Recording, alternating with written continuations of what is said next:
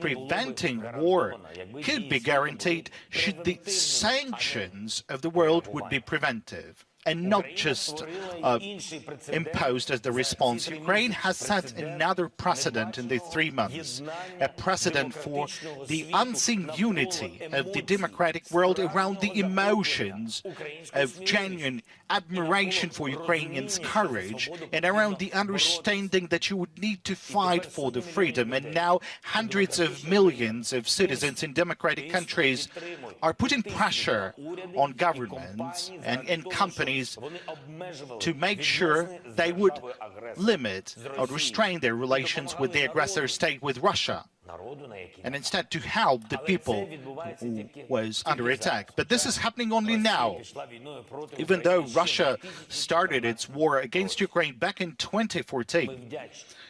We are grateful for this support, but if that happened back then, immediately, that unity, that pressure on governments, on companies for the stake of the fight for the freedom, would Russia start this full-scale war? Would it bring all these losses upon Ukraine and upon the world? I'm sure that the answer to this question is also no.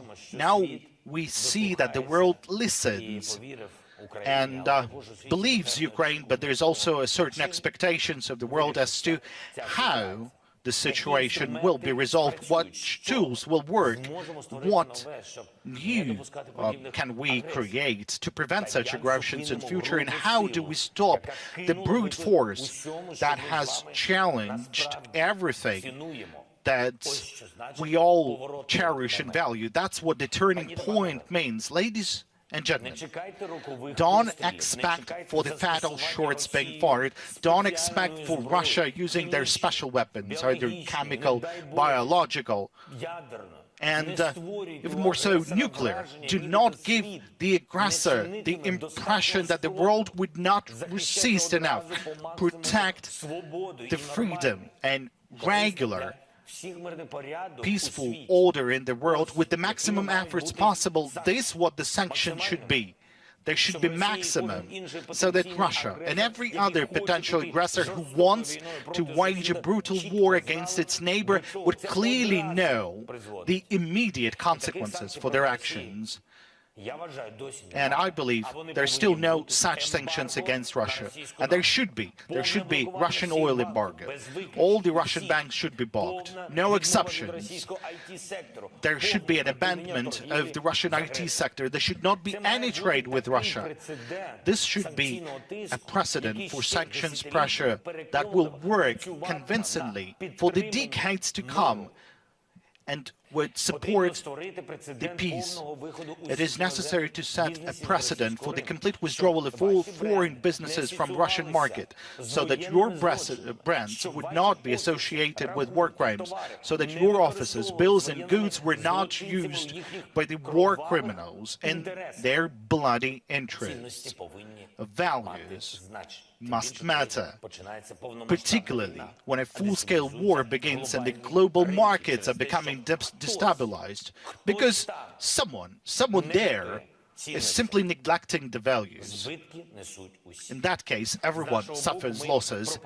We offer every company that leaves the Russian market to continue operating in Ukraine. You'll have access not only to our market of 40 million consumers, but also to the common market of Europe. And your brands, your positions, they will only increase because you would truly support the protection of freedom. Our representatives here in Davos can inform all of you on the details of the prospects that Ukraine opens for your businesses. Ladies and gentlemen, we offer the world to set a precedent for rebuilding the country after the war, which will show everyone who dreams of destroying the life of a neighbor that the war is not working. I invite you to take part in this rebuilding. The amount of work is enormous. We have more than $500 billion in losses. Tens of thousands of facilities were destroyed. We need to rebuild entire cities and industries. And we offer a special, historically significant model of rebuilding when each of the partner countries or partner cities or even partner companies will have the opportunity to take patronage over a particular region of Ukraine.